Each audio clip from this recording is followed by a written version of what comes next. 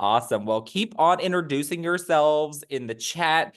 Thank you so much for joining us today at Mantra Health and the JED Foundation for our webinar on crafting compelling arguments for leadership investment in student mental health resources, which is a really packed title, and we have a lot of great content for you today.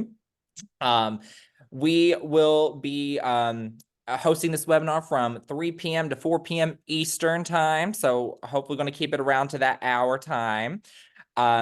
The way that we will set up the presentation today is that we're going to start off with some introductions. We'll go into the presentation. We'll have at least 10 to 15 minutes of Q&A at the end. So as you are thinking of questions, maybe you've already come in with some questions. If you want to put those into the Zoom Q&A function, we will be able to answer those towards the end. And I know there may be a time where a thought comes to you middle of the presentation. Feel free to, you can put it in the chat as well, but the easiest way to get to us is the Q&A function. We will be recording, and we are recording this webinar, and we will be sending out the slides to everyone that is attending and or registered for the webinar today. So you will get all of this. You do not have to take pictures of your screen. We will send you all of this great content. At the end of the webinar, we are going to have a post-event survey. It will only take a minute of your time. Please fill that out with your thoughts and feedback on our presentation today. I know Diane and I want to continue to be strong presenters and facilitators. It helps us gather feedback from the Mantra side on what types of topics that folks are looking forward to. So please take that at the end. We are going to have a poll in a few moments, and it's going to be using the Poll Everywhere function. When we get to those slides, we'll put a link to the Poll Everywhere URL if you want to join via web portal or browser. But there's also going to be a QR code on the screen where you can use your mobile device to be able to answer the questions. Okay. I think that's all of my main housekeeping things. So let's go ahead and kick it off, everybody, with introductions. Well, again, thank you all so much for coming today. My name is Ethan Fields. I work at Mantra Health. I am a regional director working to develop partnerships with campuses to invest and implement digital mental health solutions on campuses. I use he, him, his pronouns. I'm coming to you live from Brooklyn, New York. But if you can't tell from my voice, I am from southwestern Virginia near Tennessee in the Appalachian coalfield. So it always throws people for a loop when they hear that I'm from New York. I am a student affairs practitioner by training. I worked on many campuses in Virginia and Pennsylvania in residence life and student conduct. And I really became so passionate in mental health and suicide prevention because every time I worked with a student, no matter what situation was happening, it always came back to their mental health and well-being.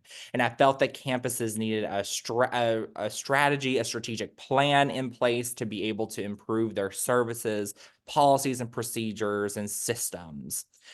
So I exited higher education and actually started working for the JED Foundation alongside Diana for 5 years up until last November when I joined the team at Mantra. So I'm so excited to be talking about this topic with everybody today. For folks that are out there that have known me in both of my settings, I'm so excited to see you again. And Diana, more than ever, I'm so excited to share this space with you. So I'll let you introduce yourself. Oh, Ethan, I'm so excited to share this space with you as well, and everybody that's tuned in to see us today and talk with us about this topic, which is such an amazing topic that we all need from time to time, some points around. But I'm Diana Cusimano. I am Senior Director of Higher Ed Programs at the JED Foundation. I use she, her, hers pronouns.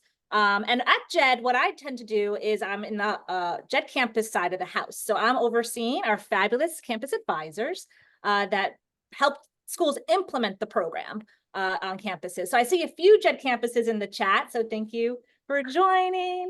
And prior to JED, I worked in higher ed for about 13 years or so. I'm a clinician by training. I worked in counseling, academic services, enrollment services, and admissions, actually. So I've kind of hit a lot of departments along my journey in higher ed. But what I remember most too, even at JED and in higher ed, we always need kind of like a strategy, right, of how we're going to talk about proposed ideas or needing resources to our senior leadership. So that's why this topic is so important and something that I'm really passionate about. And like Ethan said before, always been passionate about mental health and well-being since as far back as I can remember. And working in college, higher ed, mental health, honestly, I think it's one of the best places to really help students and people, right? Like make a little shift, make a little change, and it affects the rest of their life. It's a very rewarding space, but also can have its challenges, but we'll like to call them opportunities as we go. So hopefully today you walk away with one thing or maybe a few things, right? Tips that you can take and start to utilize at your institution. So really happy to be here with you all. Fantastic.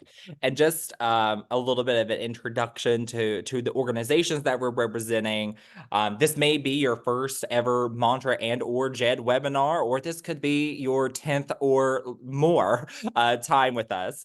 But for Mantra Health, we are a digital mental health company that partners exclusively with higher education to increase access to mental health and well-being solutions, whether they be upstream prevention and health promoting solutions, all the way to teletherapy, telepsychiatry. We currently work with over 125 campuses and growing, from all different types, from two-year community colleges all the way to large public or private institutions. We're currently serving over 800,000 students and connecting them with mental health care. And we're pushing towards 1 million this year, and we're really excited about that. And we're also very excited this year to be EAB's strategic mental health partner. So for campuses that use EAB solutions, one of the things we'll talk about today is the linkages between mental health and well-being and student success. So for those that are out there that are in the student success realm, we're excited to have you here as well. And now I will turn it over to Diana.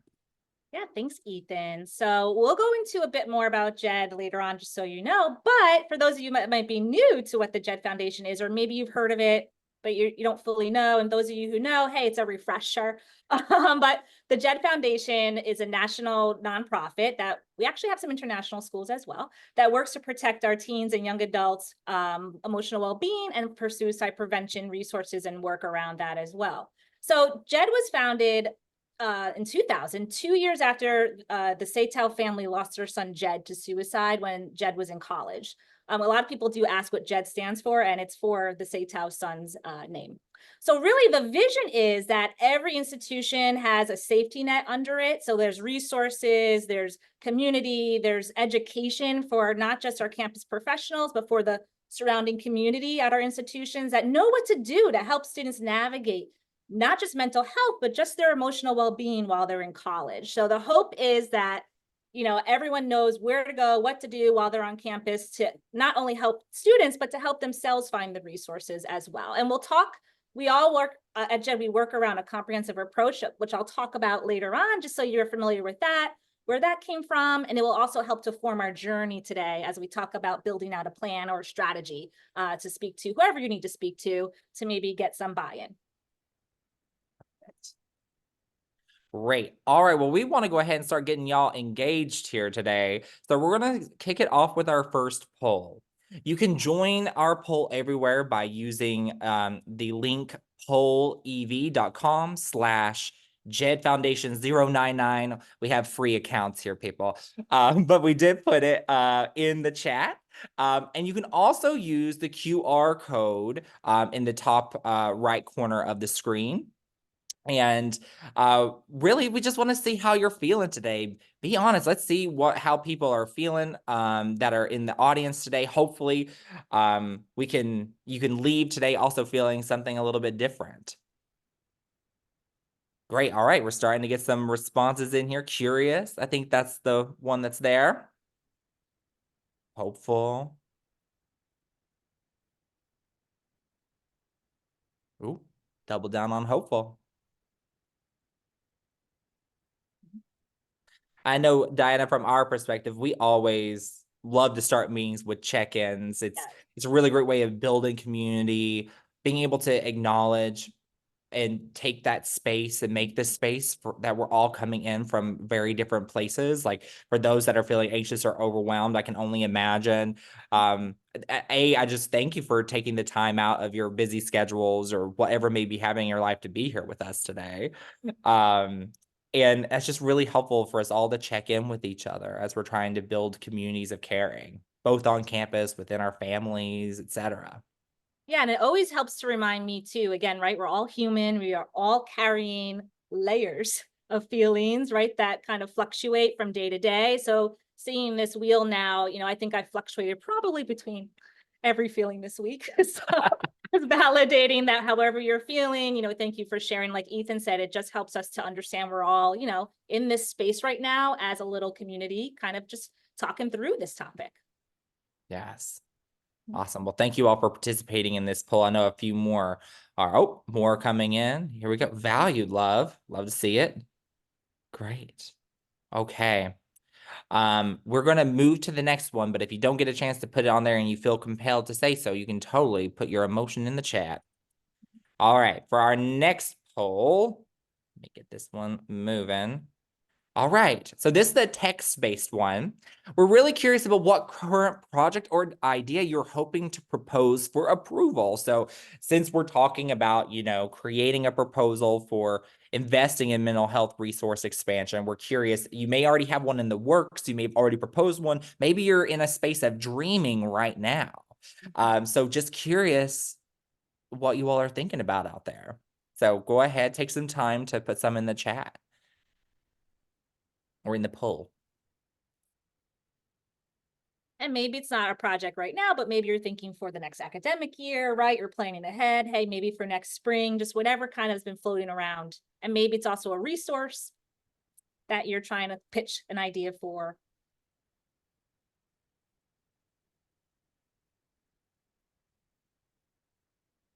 Sometimes it could be a magic wand solution that you would like to see. We love those. Oh, it's skipped ahead to the next question. One moment. Thank you all so much for letting us know. Let's Hopefully try again. it's correct now.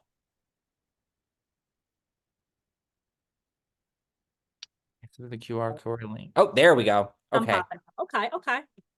And Janine, if you can't access, go ahead and put something in the chat if you wish. Okay, I'm seeing in this word cloud, we're saying expanding resources, say protocol. Funding, yep. Solutions. Wellness, yeah, wow, lots going on. Whew. Upstream, I saw there for a minute. Wow, so many training data, faculty support. It's really cool to see Production. right? Yeah. Mm.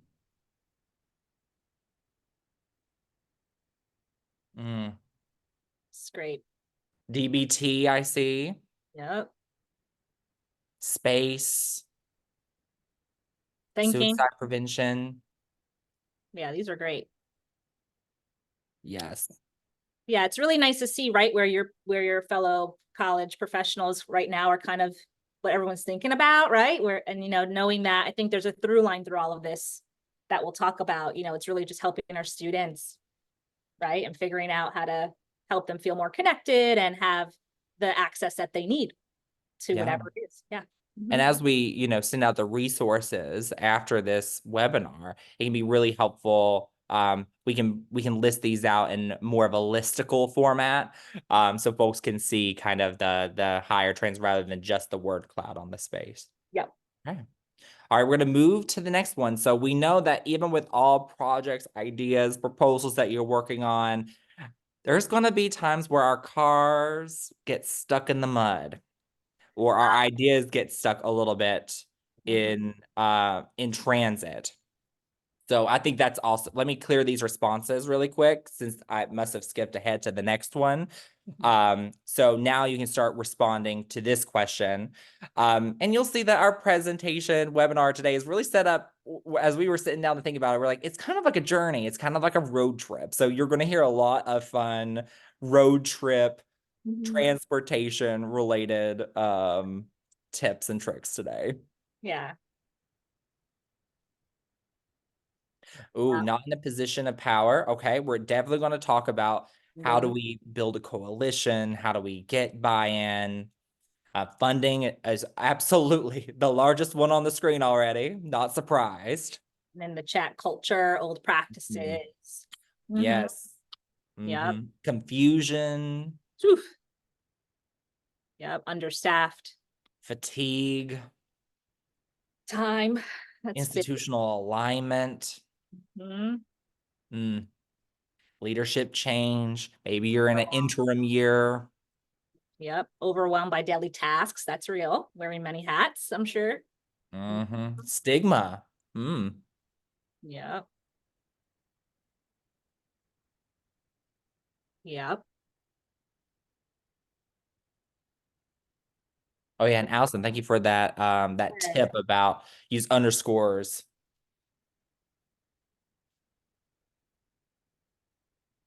There's some, again, a through line out here, I think, too, popping up. There's a few, right, that says funding, understaffed, overwhelm, lack of time. So these are real, these are real barriers that pop up for us, right? That hopefully we could talk today a little bit about how do you kind of, you know, think about how do you plan some of this strategy with that in mind, right? Thinking about how do you weave it in into what you already have as a full plate, you know? So. Absolutely. All right. Well, thank you all so much for these responses. You can continue to add to it. But we're going to go ahead and start going into some of the content now. Yes. And I'm promise we will be able to address the majority of these throughout our content. But again, as we go through, please put questions in the Q&A for the end. Okay, let me advance the screen. All right. So starting the journey Mhm. and really thinking about how we're going to craft our argument for whatever it is we're looking to propose. Um, we had a few things that we just wanted to put down as a foundation for this process, for this road trip that we're taking together today and beyond. Um, and this also helps show you how we're going to go through the different sections of the presentation today. So at the top, I wanted to put that students are always and should always be at the foundation of all of our work. It's really helpful to remember that the work that we do for our communities ultimately are to benefit students. Of course, there are changes that we can make that benefit our faculty and staff as well, because our well-being is also critical to the well-being of our students. But sometimes it's really helpful as we are making a proposal and as we're thinking about whatever that change may be, is keeping students at the heart of that. It's also important to be able to figure out the why behind what you're presenting. So knowing your why, and establishing a timeline for not only the solution that you are proposing, but also what is the timeline for yourself in terms of what are the stages that I'm going to need to go through to get to the final proposal, to presenting it to others, to what would the implementation timeline look like, all the time. And we know that that's going to fluctuate and change as you get started, but going ahead and sitting down and looking at the calendar, knowing the ebbs and flows of how even decisions are made at your campus, is really important. We're going to talk a lot about data. That's the next section that we go into. And we encourage you to think about how you utilize data at all levels to inform your proposal. That for yourself, not only for what you're proposing, but what does a roadmap to success look like for you? This is maybe a really growth opportunity for you. Maybe you don't feel like you have a lot of power or influence within such a large organization as a college or university. But this is also an opportunity for you to start having the building blocks of success. And what will that look like at each stage of the journey, knowing that at every moment we can celebrate those little successes. And then another section of our presentation today is around how do you figure out what the vehicles or solutions are that are going to get you to that destination? Not only just what you're proposing at the end, but what are the ways that you're going to get that solution to have momentum? And then Diana, what do you think about some of these other ones?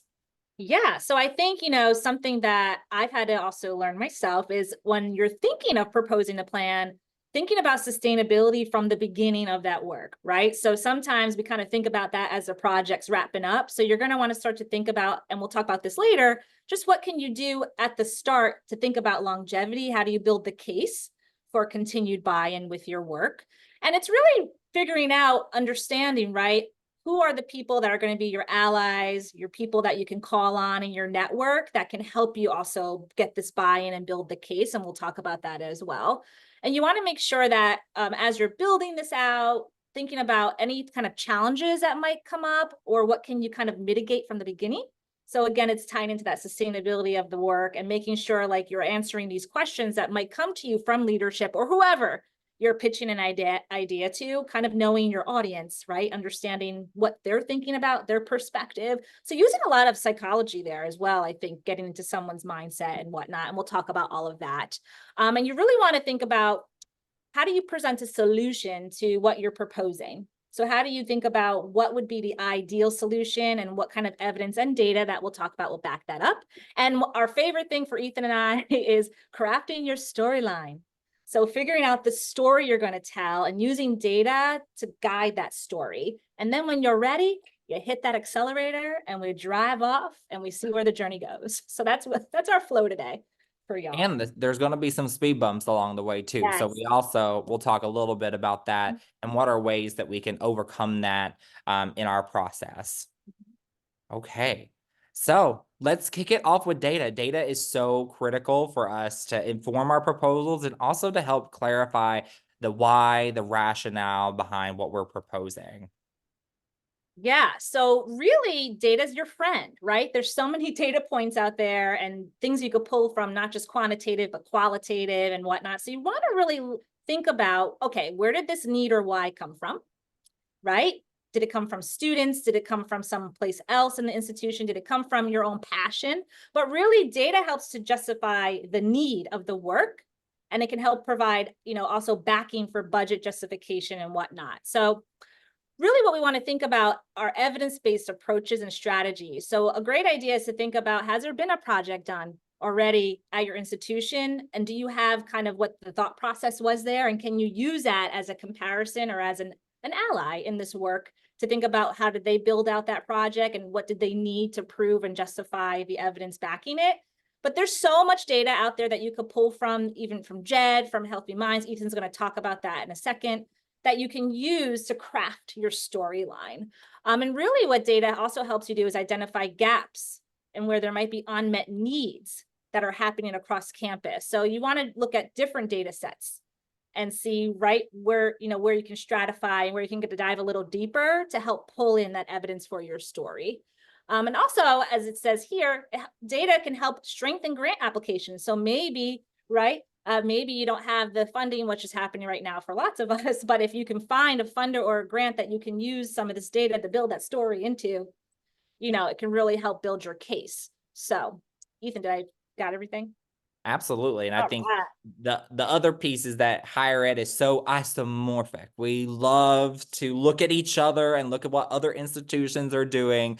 And so even just collecting what are other institutions doing, going to conferences, coming to webinars like this is part of data collection from the get-go. So as you sit down and you're thinking about, what you're trying to do, there's so much data that is usually available on a campus. Sometimes we don't always have the right access to those data sources, or we may not be collecting data at a specific level. But what I encourage you to sit down and think about is what are the data sources that are at your that are available at your fingertips, but also who may have additional data that can be useful. So as we think about population health surveys, your campus may use the ACHA National College Health Assessment, or maybe you use the Healthy Minds Study, which is what JED uses as part of their JED campus program. There's other ones like WISHES that are out there. So looking at what is the population-wide approach so that you're capturing not only what's on your campus, but also what are some national data sets or international data sets that tie to those questions or metrics. It's also important to look at other institutional surveys or needs assessments that have been done, like the NESE. Maybe your campus uses the Hope Center survey to look at basic needs. Maybe you've done different climate surveys. All of these things can help in building your case, building your why. There's the importance of looking at what the impact is of your services. So if you're in the counseling center, also being able to tie your CCAPs or your intake information, health center screenings, all of those things, data from vendors, if you use someone like Mantra Health, for example, to relate that to your population-wide or other institutional data sets. There's also data available in campus-wide databases such as Maxient or Simplicity that you may use for case management purposes, or even EAB, as I mentioned earlier, from a student success side, looking at persistence, enrollment trends, but also thinking about more qualitative data like student focus groups and interviews, program-specific assessments and evaluations, and what you can glean from student records. The hope here is that, not only is it that you need this data for your proposal, but you're going to be collecting additional data with whatever you're implementing that will then inform not only the success of what you've proposed and implemented, but also that sustainability, as Diana mentioned. And it also helps connect again to the bigger story of what the institution is trying to say. And I'll also just add really quick, it could feel overwhelming, I think, when you think about all the data out there, right? Even in your institution, national data, it's like, where do you start? I think just kind of always bring it back to your anchor point of your why, and maybe also what students have been bringing to you, and build the story from there. Don't worry about trying to collect every piece of data. Just really be really intentional about the data sets that you do use, because it can feel, like a lot to kind of sift through. Yes. Oh. And then, right. Great. So as Ethan and I were thinking about this, we were thinking about, what kind of layers come into project planning and thinking about your community and your institution. So the good old socioecological model here really helps to guide the way, and thinking about the different layers of what resource or what project you might be pitching. Where does it hit within this, in this model? And it's really important to think about collaboration, right? If you're maybe looking at the model, thinking about who can you pull in from the different areas based on whatever you need or you're pitching. So if you're looking to see, hey, who can I pull in from the community to help me kind of build this out? Do I need somebody from policy, from the local government, whatever it is, right, to kind of build out what's happening? Using a multi-level approach really hits at a larger impact, and that can help you with sustainability and longevity of the work, is if you have additional buy-in in different layers, and also showing how does this affect and ripple out into the other areas. So maybe you're doing a project that is for student voice or whatnot, but how does it ripple out where it does end up affecting culture, ends up affecting the organization or the institution that you're working on, and maybe then affects, funding or maybe any kind of state laws, legislation. So, the layer piece is something that we'll really kind of talk about today. But as you're making your roadmap, I find this helpful to think about where you might be starting and where you might want to end up, or who you might want to pull in using this. Yes. And as you're identifying your data sources, what data do you have? What data are you missing at each of these levels? And then again, the impact that you want to have, of course, we want to have individual impact on those students, but also their relationships with others, with faculty and staff, as we saw even in the poll results earlier, organizational at the institutional level, at your local community level. So it's a great way of just framing everything. It can be a great way to even start your initial sketch of your proposal by using the SEM model. I wanted to give a quick example of how you could leverage national data sources, and whether you are also collecting that same survey data how you can look at both the, the national landscape, but also the institutional landscape. And so using the Healthy Mind Study, for example, is a great way of looking at trends around student mental health nationwide. It's a way to also stratify that data to be able to look at it across populations, how students are learning, their identities, where they live, what types of degrees that they're in, to help, again, take something very broad and actually start breaking it down and triangulating an unmet need.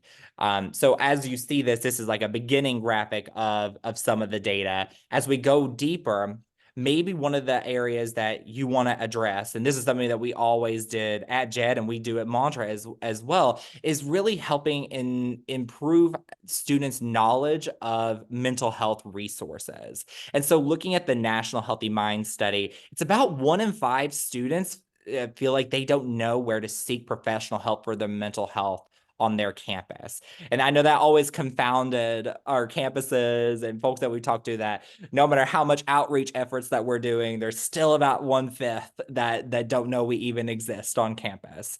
And so that is starting to get the brain going, getting the wheels starting on our journey of then how do we address this specific problem? So to build a better case, you have to present that specific data point against other metrics. So as we're building this storyline, we want to also look at what is the number of students that are actually receiving services. So around 36% of students from Healthy Minds are showing that they've had mental health counseling in the past 12 months, whether it was someone on campus, in the community, etc. And then let's start doing a little math here. So the other piece of this is how many students actually had a perceived need in the past year that they needed support for their emotional health. And so around 57% of students, according to the Healthy Mind, said that they needed help in the past year. We know that around 36% are actually receiving counseling and therapy. So that means that there's a 21% that aren't receiving help for their emotional health. And that's a great population to target in our work. As you break down that 21%, does it relate back to that first graphic, and that you could see that maybe it's your commuter students that are less likely to have sought help or even have knowledge about help on your campus? So we just wanted to give this as a great example, because within the broader context of all of this is that we know that mental health needs of students have been doubling in some cases over the past decade. And again, one of the ways to take these, population health surveys, these individual scorings of students, and also putting it in the context of institutional value, is thinking about retention and persistence. And so we know from other studies that mental health and well-being is one of the top reasons that students are considering stopping out. So again, linking something like the Healthy Mind Study to something student persistence related will really help in your proposal. Yeah. So how do you tie all that together, right?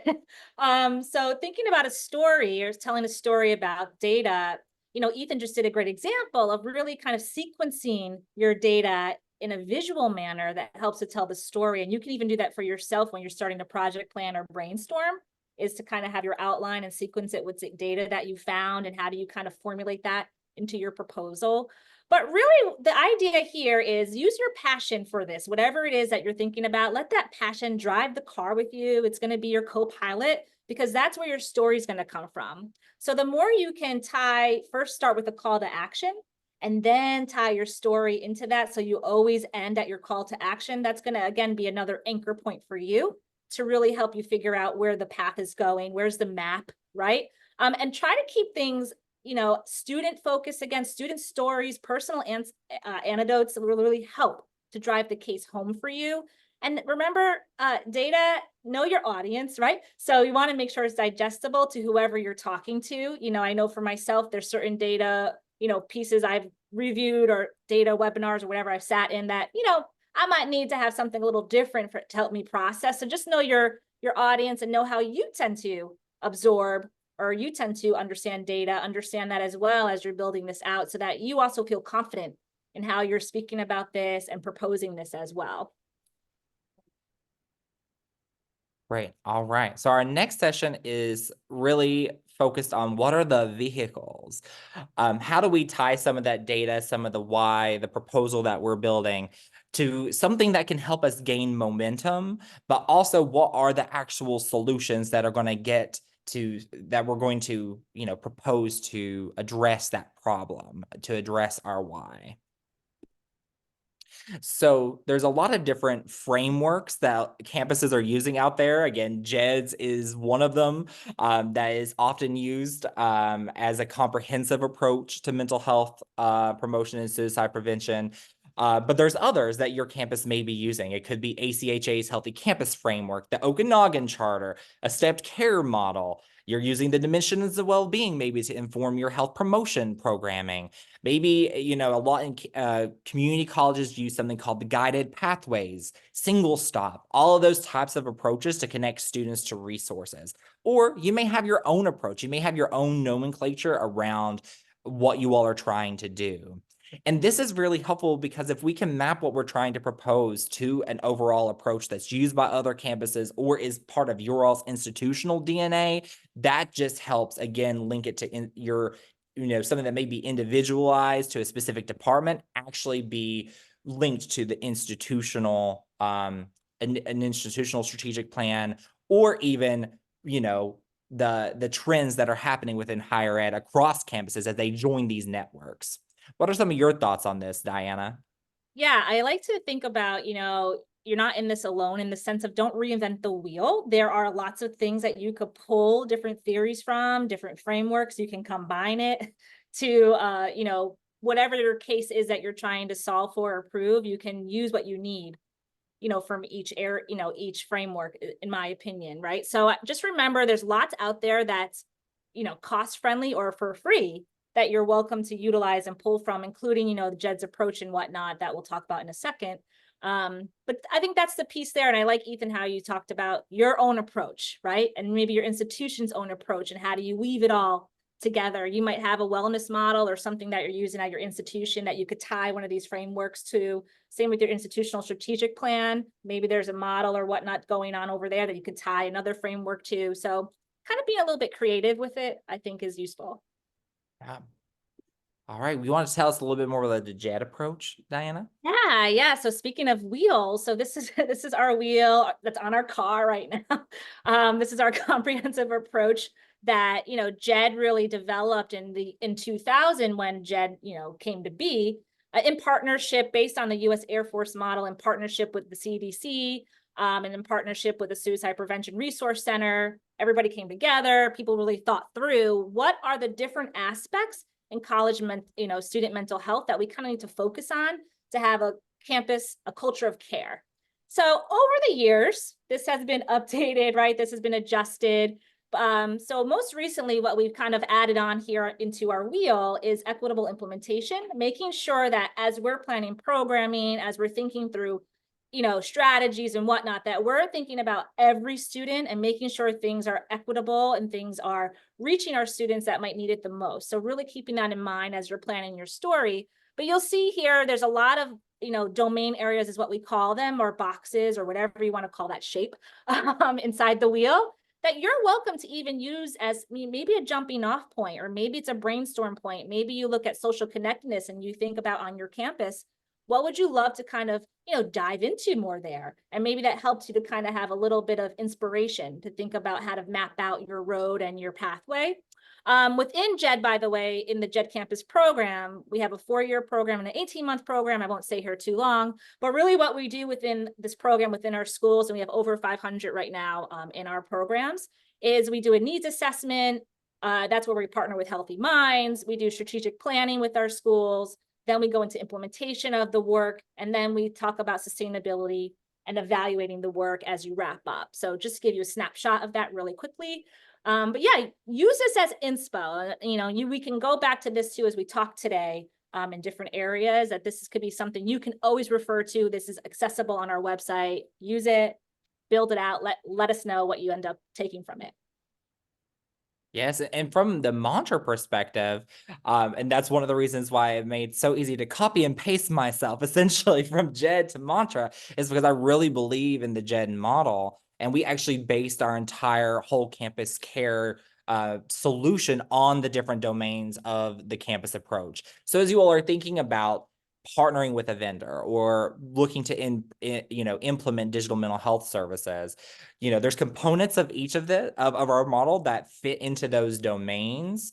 It also may fit a broader need. So if we're thinking about, on our campus, belongingness is a huge, social connectedness is a huge area. Maybe one of our solutions that we're wanting to invest in is peer support. And so from Mantra's perspective, we provide a variety of different solutions, starting with bringing DBT skills to the masses in modules. That's our self-care program. We also partner with Togetherall to integrate their peer support community into our care hub.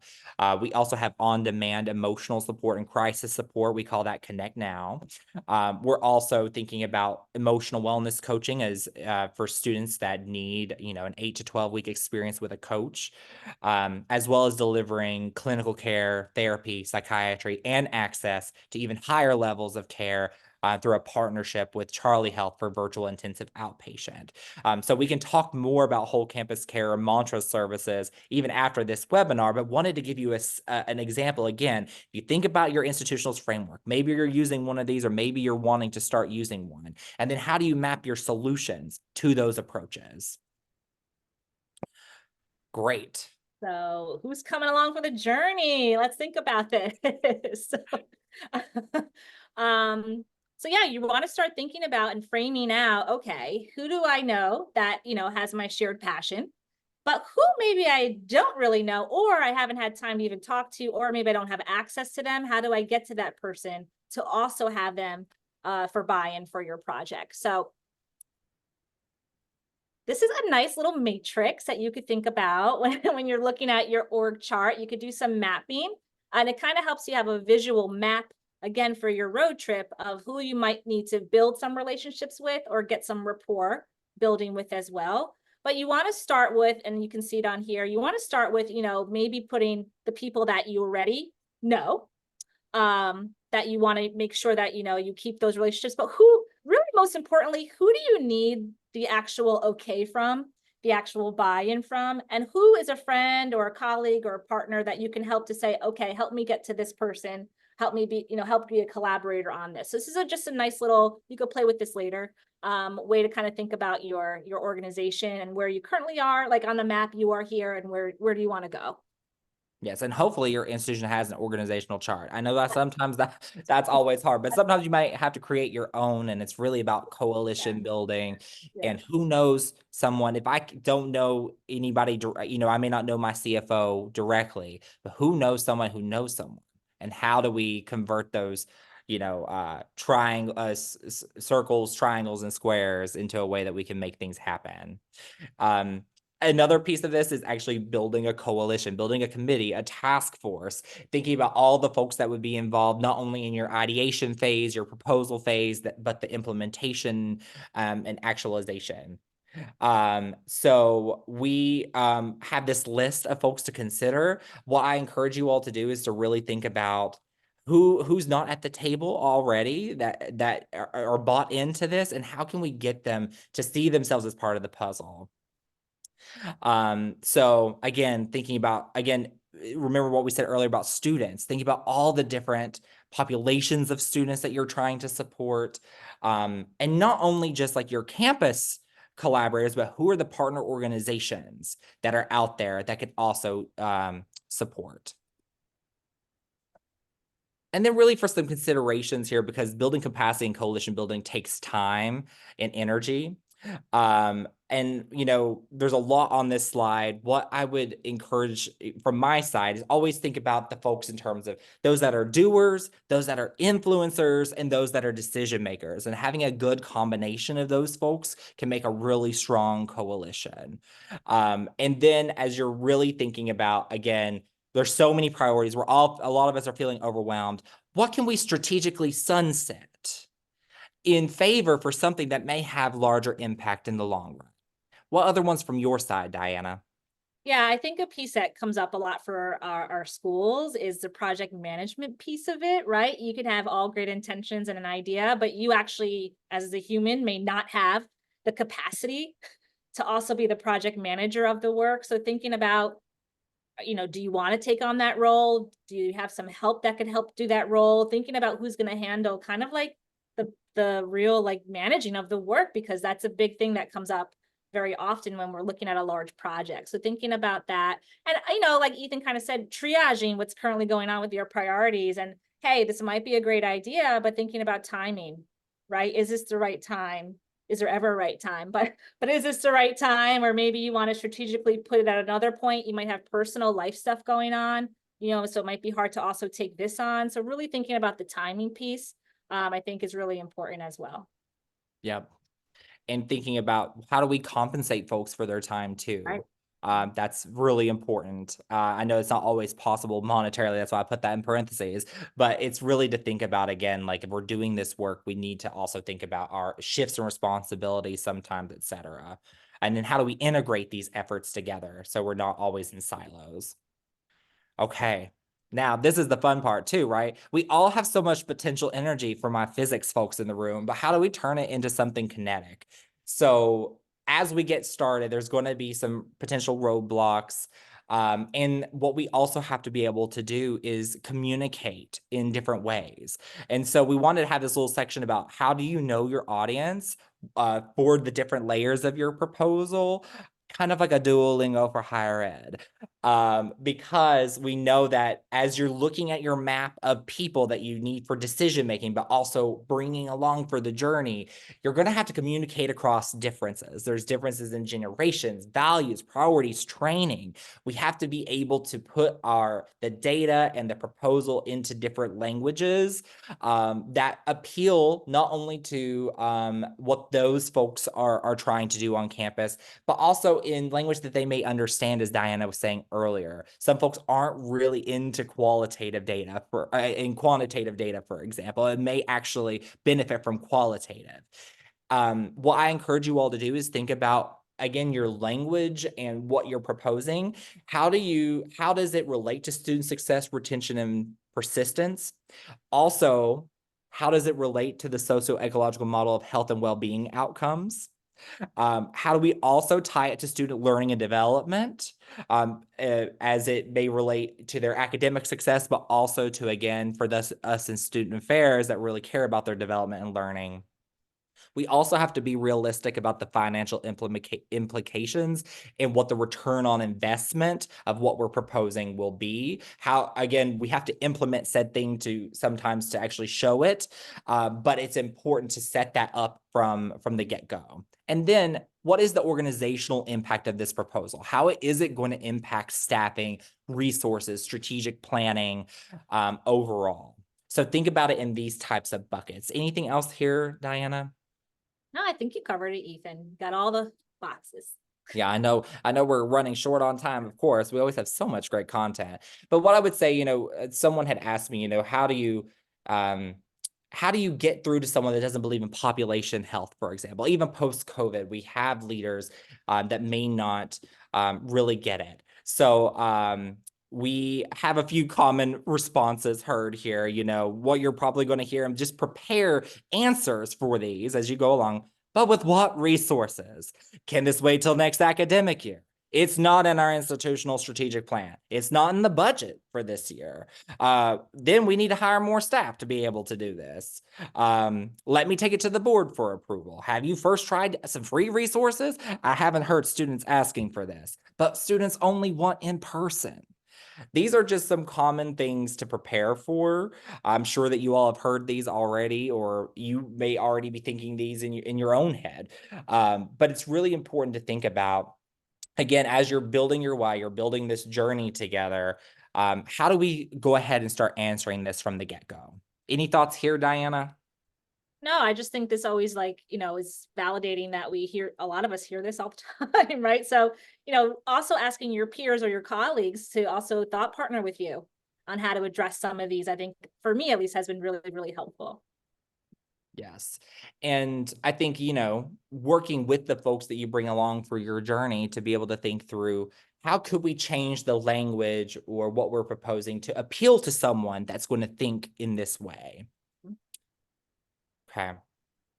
So the next sessions are really about sustainability. So even as we're planning our proposal, we need to think about how do we keep it going, and how are we setting it up for success. Yeah, and we talked a lot about this already, I think, in different parts today, but I think just as a refresher, and then we're going to show you a case study or two, right, that you can think about, but really making sure again that you have pre-post data. So as you are setting up your new plan or implementing it, making sure you have a way to collect and assess how's it going and pivoting if you need to in the middle of it, right? So you don't stick to that, you can just change it up. Making sure there's an evaluation system for it. Have you reached your goals? What is the finances? How are we continuing to tie this to budget? Is there still funding for that? Like Ethan said before, return on investment. What is this going to bring to the institution and how can it continue to bring some ROI?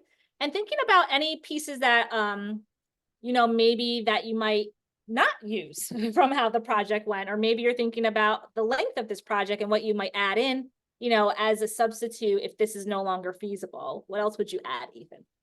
Exactly. It's the what happened to many campuses was that they use limited time funding, and then they weren't able to build that into the institutional budget, and so then you had to remove, like, for example, a telehealth partner, and then that is one less help seeking resource for students. And what's going to happen to the 10% of students that were seeking care with that partner.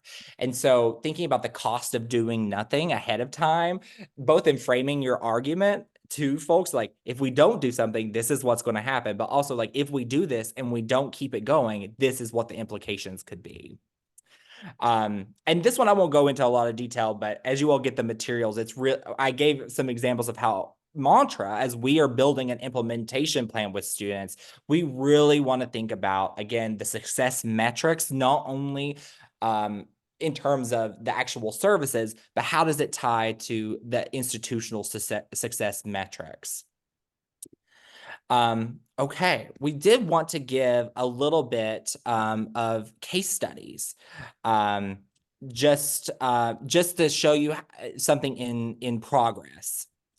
So the first one we want to talk about was this idea of triangulating an unmet need. So in this is based on a real campus situation, but we've taken out all of the information. And so this is an example of a mid-sized research one urban institution. The persona that is putting forward this proposal is the AVP of Health and Wellbeing. We know that the main decision makers for this implementation would be the VPSA, the CFO, provost, academic success leadership, and IT and security. The presenting concerns, what is kind of the why behind wanting to invest in these digital mental health services, is that by looking at their data, they're seeing that commuter students are 3 times as likely to not know about mental health services, that the counseling center is maxed out on capacity and cannot fill vacant positions quickly enough to meet the need, and student media is starting to hone in on these capacity concerns. So there's also pressure from within. So we broke it into 4 different buckets. So data, how do we start framing the why in the proposal?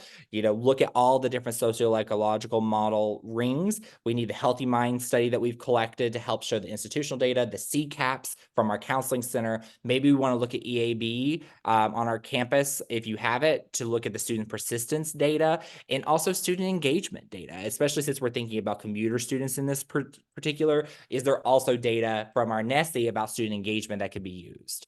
The approach that they used was using a JED Campus strategic plan because they already had one in place, and there was a built-in infrastructure with the Equity Service Access and Equity Committee to be able to put forth a proposal. And it also allowed them to conduct student interviews and focus groups to be able to bring some of that quantitative data to life. The solution for that campus was actually to invest in Mantra's whole campus care because it aligned with the JED Campus strategic plan. They were able to look at collaborative funding because they had an existing health fee, but other departments saw themselves in the puzzle. So student affairs could pull some money that was allocated towards technology budget. Student success could also provide some because they knew that this was going to be a population-wide approach.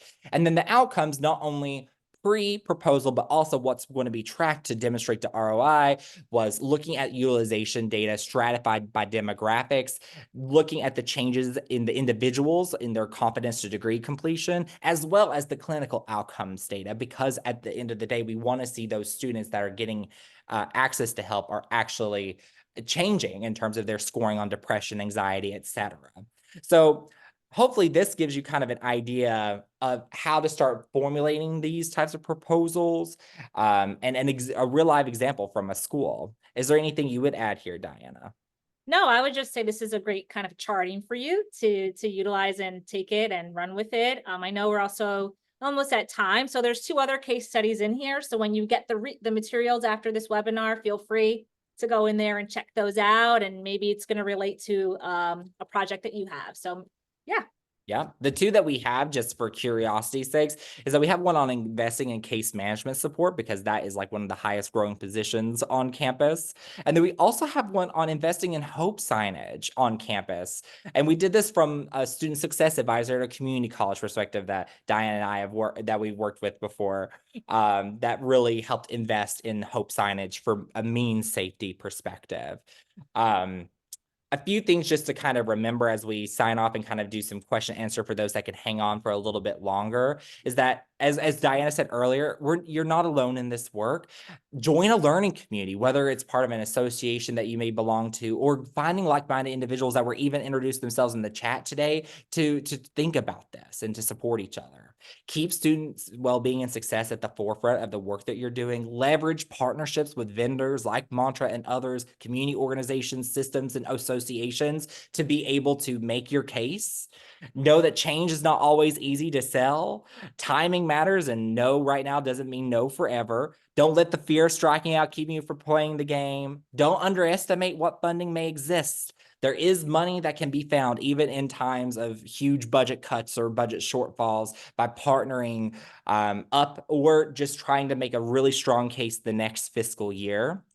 Invite people in, let them see their piece of the puzzle to build shared responsibility. And then my personal favorite is accept and expect non-closure. So we're going to do a lot of this work, and sometimes we're not even going to get to see all the fruits of our labor. Or there's going to be times where we kind of have to end, like even this webinar, a little bit prematurely. And so a part of it for ourselves is to be able to know that that's going to happen, but that we can keep going together. So we have some resources that'll be included with the slides that we send out. I know that Haley put some as well in the chat, like our Evaluating Digital Mental Health Providers Guide, but we also have some from JED, including their JED Campus Impact Report. But knowing that it's time, it's 4 o'clock Eastern, we can stay a little bit longer, just for a couple of questions, for those that can hang on. Thank you. And thank you all so much for joining us if you have to hop off.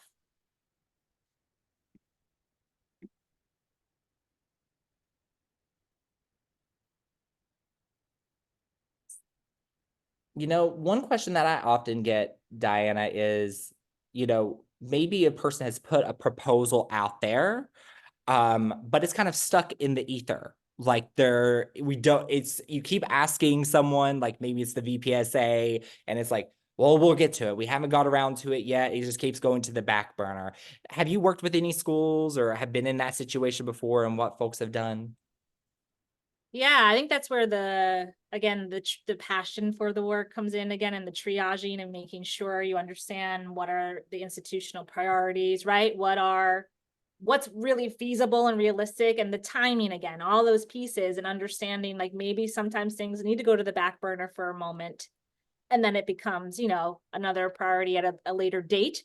So just really being honest with yourself and whoever's helping you in this work, making sure that you understand things might have to pivot, and be flexible as you go. And then another one that we got was around dealing with budget shortfalls. So maybe like the institution is just in a budget crisis and there is no opportunities for any spending at all. What are some opportunities to kind of overcome that? And I would say, from my perspective, the first thing is thinking about that's a really tough position to be in as an institution. And it hurts everybody at all levels, from the students all the way to the faculty and staff.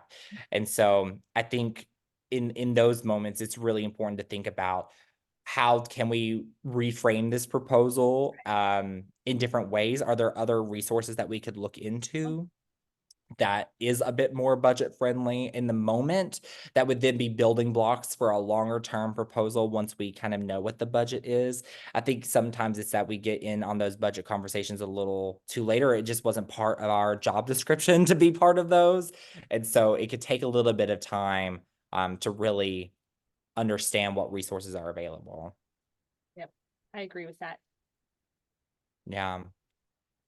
But sometimes it's also about even just putting that information out there, even in spite of those budget cuts, being able to say, you know, again, like, what is the cost of doing nothing? Like I said earlier, and being able to show the why behind it. And then I think another one that came through is any suggestions on making the case for a staff person as opposed to a project? Yes, in order to support students. I think that was one of the ones that we had that we didn't get around to, which was around case management. And so I think for that is being able to look at a variety of institutional data, whether it's like in counseling. I think in case management, we were looking at both like dean of students data as well as counseling center and health data, showing how many other campuses like us have invested in X number of positions, and really thinking about how adding that position will ultimately be able to support those long-term goals for the institution. Mhm. Yeah, and again, don't reinvent the wheel, right? Show what other schools have done, what other job descriptions are out there, make all that to build your case as well. And again, having collaborators with you on that will really help. Yes. Okay. Well, I know that we put our emails here on the screen. Thank you all so much for your time. You will get a post-event survey momentarily. It takes you only about a minute to finish. And Diana and I are always open to chat with folks after this. We love doing this work. I know it was a quick hour together, and we will be sending out these materials where you can reference even more information. So thank you all so very much. Thank you. Thank you, Diana, so much for doing this with us. Ethan. And It's yeah, so reach out. fabulous. Like Ethan said, to reach out. Thank you all. Perfect. All right. We will be ending now.